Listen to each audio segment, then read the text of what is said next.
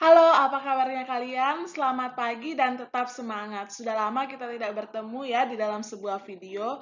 Nah, saya harap kalian menonton video ini dari awal, pertengahan hingga akhir karena berbagai penjelasan dan penyelesaian vektor supaya bisa membantu kalian dalam menyelesaikan penilaian tengah semester. Silahkan untuk menonton video ini sampai akhir karena di akhir video ada beberapa pengumuman tentang penilaian tengah semester di mata pelajaran fisika. Nah, kita mulai dari nomor 1.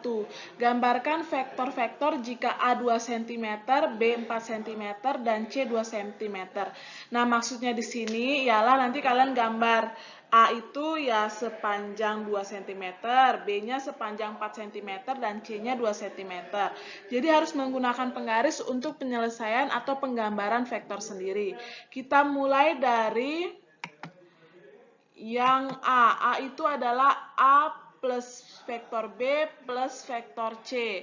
Nah, coba lihat ya. A ini kan seperti ini.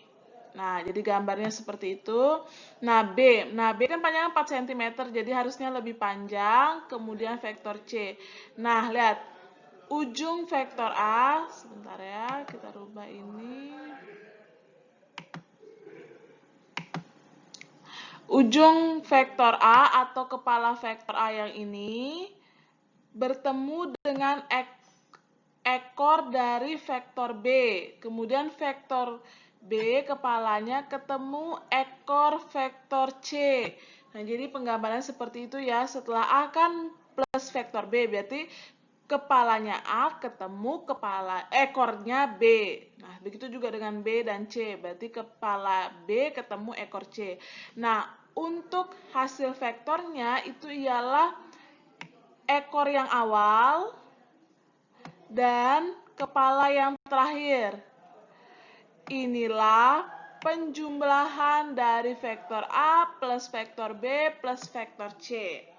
Nah, selanjutnya yang B, 2A, berarti 2 kali panjangnya A. Kalau misalnya A itu di soal 2 cm, berarti kalau 2A sekitar 4 cm. Nah, seperti ini. Kemudian ujungnya ketemu ekor B. Kemudian plus C seperti biasa. Inilah gambar dari jumlah 2A plus B plus C. Selanjutnya yang C sama. Yang C vektor A, mana vektor A tadi? Ini vektor A minus vektor B. Awalnya B seperti ini kan? Kalau minus berarti dia kebalikannya atau berlawanan arah. Seperti ini. Nah, seperti digambar nih. Jadi ini minus B atau vektor B yang berlawanan dari kepalanya ketemu ekor, tapi arahnya kan harusnya ke sebelah sini. Tapi jadi sebelah sini karena minus. Kemudian plus C seperti biasa, kepala ketemu ekor. Nah, inilah vektornya. Begitupun juga dengan yang D. Saya harap kalian berlatih tentang ini supaya lebih terlatih dalam menggambarkan vektor. Nah, yang tadi ialah bagaimana cara menggambarkan vektor. Nah, selanjutnya ada penjumlahan dua vektor atau disebut dengan resultan. Jadi, resultan itu dilambangkan dengan huruf R, ini resultan. Penjumlahan dua buah vektor berarti akar F1 kuadrat plus F2 kuadrat plus 2 kali F1 kali F2 cos theta. Nah, kalau misalnya ditanya selisih dari dua buah vektor, maka soalnya menjadi resultan sama dengan akar F1 kuadrat plus F2 kuadrat minus 2F1 F2 cos theta. Nah, ini untuk penjumlahan dua buah vektor. Kemudian ada komponen-komponen vektor, yaitu terhadap sumbu X dan terhadap sumbu Y. Sehingga kita bisa pecah, kalau dia terhadap sumbu X, anggap saja F. Jadi yang membentuk itu adalah gaya F. Jadi Fx sama dengan F kali cos theta. Sedangkan Fy adalah F kali sin theta. Jadi kalau untuk komponen ini X adalah cos dan Y adalah sin theta.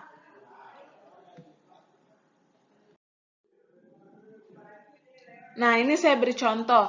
Dua buah vektor gaya F1 dan F2 sama besar yaitu 10 Newton. Bertitik tangkap sama dan saling mengait sudut 60 derajat. Nilai resultan dari kedua vektor tersebut adalah, nah gambarnya seperti ini. F1 dan F2 mengapit sudut 60 derajat. Kemudian diketahui F1 10 Newton, F2 juga 10 Newton. Theta itu maksudnya sudut. Sudutnya 60 derajat, yang ditanya resultan kedua vektor. Berarti penjumlahan yang ditanyakan. Berarti R sama dengan F1 kuadrat plus F2 kuadrat plus 2F1 F2 kali cos theta. Akar jangan lupa, F1 10 kuadrat plus 10 kuadrat 2 kali 10 kali 10 cos 60. Jadi tetanya adalah 60. Jadi teta dirubah jadi cos 60 derajat. Resultan berarti 10 kuadrat 100, 10 kuadrat 100, 2 kali 10 kali 10 ialah 200. Kemudian cos 60 adalah setengah. Nanti di slide berikutnya itu saya sudah memfotokan sudut-sudut istimewa yang ada di penjumlahan vektor. Nanti kalian bisa lihat, nanti kita belajar sama-sama cara bacanya. Kemudian hasilnya dijumlah berarti akar 300. Akar 300 itu bisa dipecah, yaitu 100 dikalikan 3. Di mana akar 100 kita tahu berapa? Akar 100 10. 10 kali 10 kan 100. Berarti akar 100 10. Akar 3 bisa tidak dipecah? Tidak bisa. Berarti langsung 10 akar 3 Newton. Nah, selanjutnya, jika sebuah vektor kecepatan V-nya 20 meter per sekon diuraikan menjadi dua buah vektor yang saling tegak lurus dan salah satu vektor uraiannya membentuk sudut 60 derajat dengan sumbu X, maka besar masing-masing vektor uraian berturut-turut pada sumbu X dan Y adalah, atau nanti tanya, berapakah komponen-komponen vektor tersebut? Nah, kalau ditanya komponen-komponen atau uraian berturut-turut pada sumbu X dan Y, maksudnya ditanya yang terhadap sumbu X berapa dan terhadap sumbu Y berapa. Contoh, kan yang diketahui V, berarti nanti jadinya Vx atau V terhadap sumbu X berarti V kali cos theta. Vx berarti 20 kali cos tetanya berapa? 60 derajat. Cos 60 setengah, nanti dapat hasilnya 10 untuk sumbu X, 10 meter per sekon. Nah, F-nya juga sama, berarti F kali sin 60 setengah akar 3, nanti ketemu, ini harusnya F-Y ya. Ini F-Y-nya adalah 10 akar 3 meter per sekon. Nah, ini adalah penjumlahan lebih dari dua vektor. Kalau tadi kita membahas tentang penjumlahan atau selisih dari dua vektor saja. Nah, bagaimana kalau dia lebih dari dua vektor?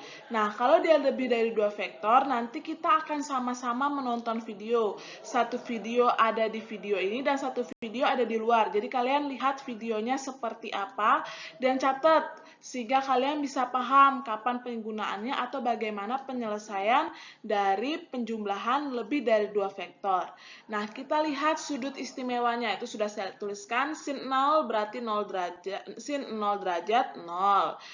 Terus sin 30 berarti setengah, sin 45 setengah akar 2, sin 60 setengah akar 3, sin 91 dan seterusnya.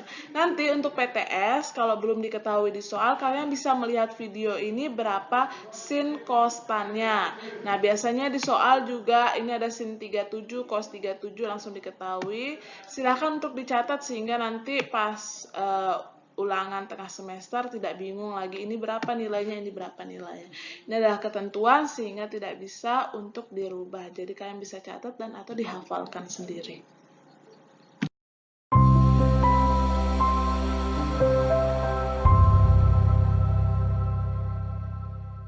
Oke, halo, selamat siang. Ada sebuah soal fisika yang saya bahas sekarang. Soal ini berkenaan dengan resultan vektor. Jadi ini salah satu materi fisika yang kalian temui di kelas 10 di bab-bab awal tentang mencari resultan vektor. Dalam hal ini soalnya udah nampak ada 3 buah vektor yang kita letakkan dalam sebuah sumbu koordinat. Jadi ini kita akan kerjakan secara analisis vektor gitu ya. Vektor yang pertama ini yang 6 Newton membentuk sudut 60 derajat terhadap sumbu X. Vektor yang kedua adalah 12 Newton membentuk sudut yang sama juga 60 derajat terhadap sumbu X. Dan vektor yang ketiga adalah 6 Newton dengan posisi tepat berimpit di sumbu X. Pertanyaan dalam soal ini adalah berapa resultan dari ketiga vektor tersebut? Oke, nah untuk mengerjakan resultan vektor secara analitik, maka kita harus mengerjakannya dengan cara menguraikan vektor tersebut dalam arah sumbu X dan sumbu Y dengan memperhatikan sudut apitnya ya. Jadi kalau dia sudut apitnya terhadap sumbu X 60 derajat, maka yang proyeksi terhadap sumbu X itu yang kosinusnya. Oke, jadi yang pertama kalau kita proyeksi yang sini, yang ini adalah 6 kosinus 60. Sekali lagi karena dia ke arah sumbu X, maka kosinus yang sumbu X-nya gitu ya, karena sudutnya berimpit terhadap sumbu X. Yang arah sumbu Y-nya berarti vektornya akan menjadi arah ke sana itu adalah 6 sin 60. Oke, vektor yang pertama kita sudah uraikan menjadi dua buah vektor dalam arah sumbu X dan sumbu Y dengan memperhatikan sudut apitnya. Sudut apitnya 60 terhadap sumbu X, maka yang X ini yang kosinus, yang Y yang sinus. Oke. Sekarang kita lakukan hal yang sama untuk vektor yang kedua, dalam hal ini 12 Newton. Kita proyeksikan terhadap sumbu X ini misalnya. Oke, sehingga dia ada di sini, yang nilainya ada 12, sudutnya juga terhadap sumbu X, berarti ini kosinus. Gitu ya, karena dia berimpit terhadap sumbu X. Berarti yang proyeksi ke arah sumbu Y-nya, ini akan menjadi 12 sin 60. Oke, jadi vektor pertama dan vektor kedua sudah kita uraikan dalam arah sumbu X dan sumbu Y. Nah, sekarang bagaimana dengan vektor yang tiga? Sehubungan dengan vektor ketiga yang tepat berimpit pada sumbu X, akibatnya dalam arah sumbu X nilainya kan tetap 6 Newton. Dalam arah sumbu Y nilainya tidak ada karena dia tepat berimpit dalam arah sumbu X. Jelas ya? Untuk vektor yang ketiga, karena dia tepat berimpit pada sumbu X, maka nilainya ini adalah sama dengan proyeksinya dalam sumbu X, yaitu 6 Newton. Bagaimana dengan proyeksinya dalam arah sumbu Y? Dalam arah sumbu Y, dia proyeksinya adalah 0. Jelas ya? Nah, sekarang setelah kita membuat ini menjadi dalam arah sumbu X sama sumbu Y, maka mencari resultan adalah kita harus mencari total dalam setiap sumbu. Gitu ya. Jadi saya buat di sini sigma F dalam arah sumbu X. Jadi kita perhatikan hanya sumbu X-nya saja. Ini sumbu X, ini sumbu Y. Oke. Dalam arah sumbu X ternyata ada dua yang merah ke sebelah kanan dan ada satu yang biru ke sebelah kiri. Sehingga ini akhirnya dikurangi. Jadi yang ke kanan kita jumlahkan dulu. 6 kosinus 60 ditambah dengan 12 kosinus 60 dikurangi yang ke kiri adalah 6 itu sendiri. Yang tadi berimpit dengan arah sumbu X. Gitu ya. Oke, kita akan hitung sekarang. Kosinus 60 nilainya adalah setengah. Ditambah dengan 12 kali kosinus 60 setengah dikurangi 6. Ini jadi 3. Ini adalah 6 dikurangi 6. Jadi hasilnya adalah 3 Newton.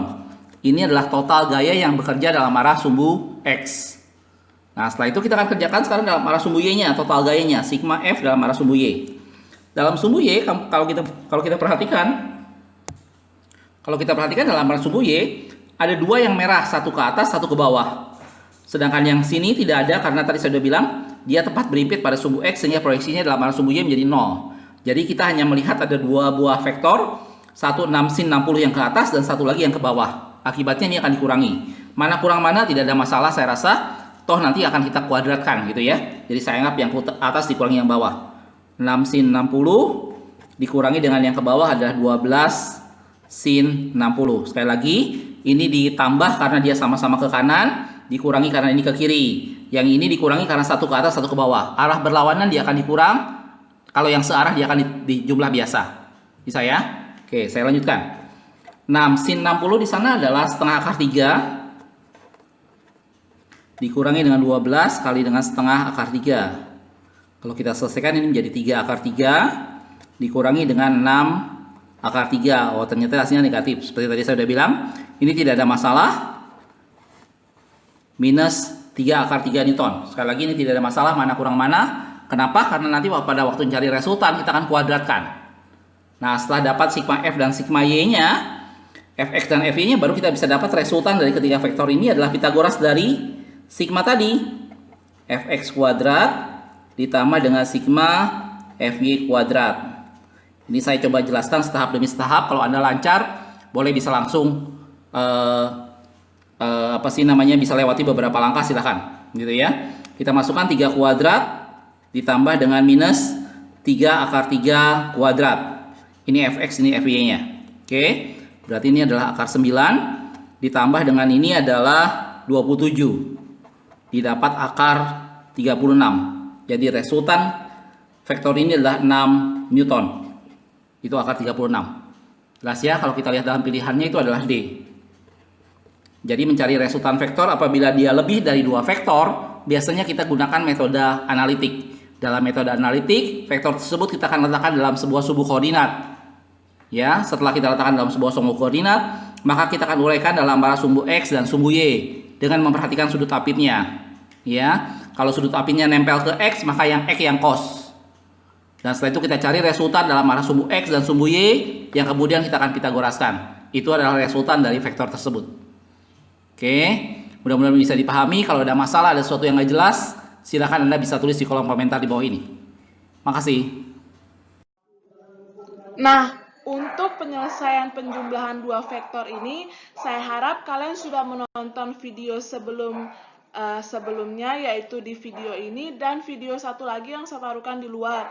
Tolong pas penjelasan ini kalian sudah menonton kedua video tersebut atau kedua penjelasan tersebut sehingga kalian bisa menyelesaikan penjumlahan dua buah vektor. Jadi kalau misalnya di latihan lalu kalian salah dalam penggunaan sudut, langsung dirubah sehingga tahu salahnya di mana. Ingat ya, cos theta mau dia X mau dia Y tergantung sudut yang diapit. Kalau misalnya kayak tadi kan sudut yang diapit seperti ini. Contoh dulu.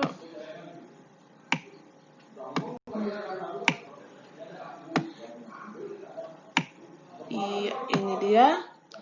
Misalnya sudutnya di sini. Ini F1. Maka F1X dan F1Y ya sudah, berarti F1X F cos theta, F1Y F sin theta. Misalnya di sini 30 derajat ya. 30 derajat. Berarti F1X adalah F1 kali cos 30 derajat dan F1Y adalah F1 kali sin 30 derajat. Sedangkan kalau misalnya dia seperti ini, sudutnya di sini, ini anggap F1. Ini 60 derajat. Jadi X itu tergantung di mana letak sudut tersebut. Kalau misalnya di gambar yang pertama kan, dia terhadap sumbu X, maka F1X-nya ya seperti biasa. F1X-nya sama dengan F1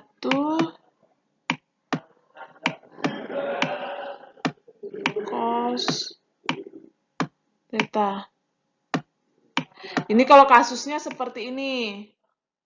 Tapi kalau misalnya F1 tapi yang di sudut yang diapit ini terhadap sumbu Y, maka F1X-nya adalah F1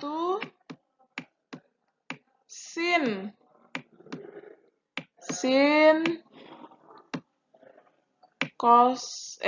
theta.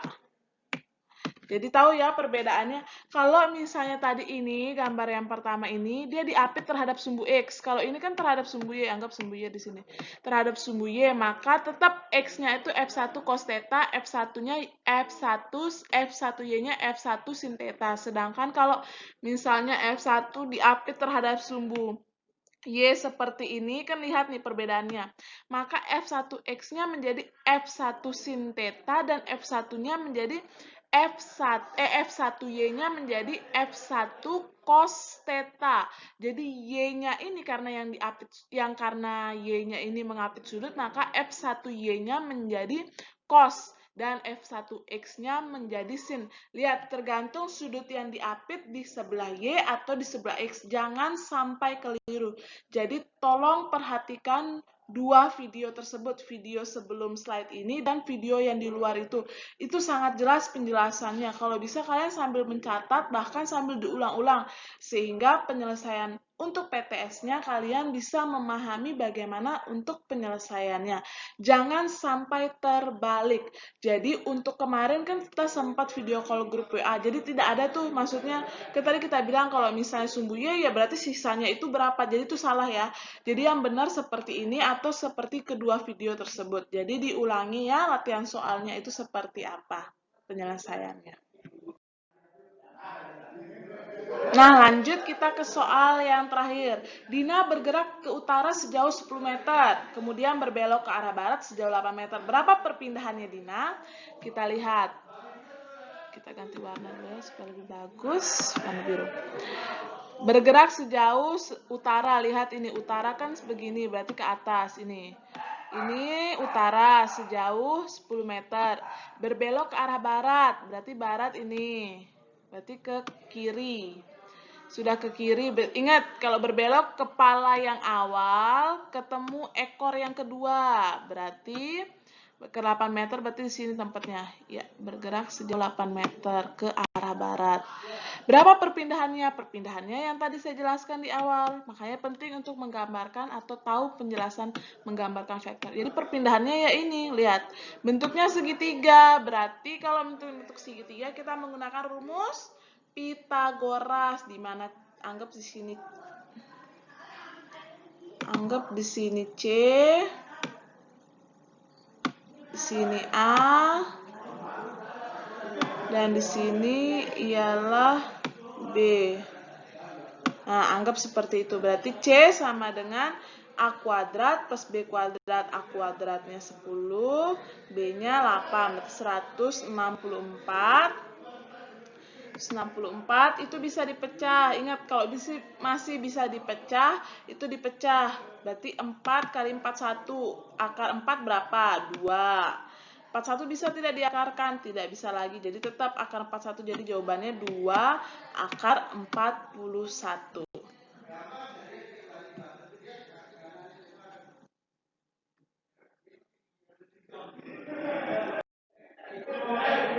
Bagaimana video kali ini membantu kalian tidak untuk mengerti tentang penyelesaian vektor? Saya harap video ini sangat-sangat membantu kalian dalam menyelesaikan penyelesaian tentang vektor sendiri. Saya rasa penjelasan dari awal, tengah, sampai akhir tadi sudah sangat jelas jika kalian mengikuti arahan-arahan dari video ini.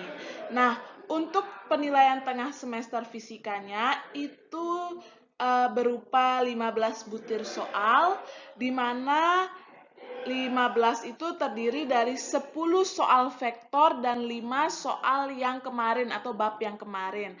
Jadi 10 soal vektor itu nanti akan saya pisah nilainya menjadi nilai ulangan vektor. Untuk nilai penilaian tengah semester saya gabung. Jadi nanti vektor itu jadi dikerjakan secara sungguh-sungguh, bahkan mudahan kalian dapat memahami vektor itu sehingga dapat menyelesaikan vektor tersebut. Nah, untuk 15 soal tersebut jika kalian benar semua, kalian akan mendapatkan nilai 90 jika benar semua. Nah, terus kok 100, Bu? Nah, 10 poinnya lagi silahkan kalian mengupload kertas atau oret-oretan kalian di file yang telah disediakan di form penilaian tengah semester di fisika. Silahkan diisi. Untuk pengiriman form sendiri, silahkan untuk menjadikan kertas atau oret-oretan kalian menjadi satu file saja. Jangan menjadi 2 atau 3. Hanya satu file saja. Dan harus potret, jangan landscape. Jadi, semoga kalian memahami ini. Silahkan untuk terus berlatih. Jika ada pertanyaan, kalian bisa menghubungi saya melalui kolom komentar atau melalui WA. Kalau misalnya di WA slow respon, silahkan untuk menghubungi melalui chat yang berulang-ulang sehingga chat kalian dapat kebaca. Begitu, semangat untuk persiapan tengah semesternya.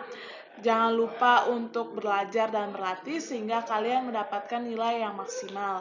Dan untuk kalian yang belum mengerjakan tugas dari awal sampai akhir, saya harap kalian untuk menyelesaikan penyelesaian tugas-tugas kalian. Karena nanti di nilai rapot sisipan ialah orang tua yang menerima, dan nilai rapot sisipan itu adalah nilai apa adanya tanpa ditambahkan. Jadi kalau kalian rajin ya nilai kalian bagus. Kalau misalnya emang tidak ada sama sekali tugas kalian, maka jangan salahkan saya jika saya meletakkan 0 di nilai rapot sisipan kalian. Oke, semangat untuk hari ini dan sampai jumpa di fisika berikutnya.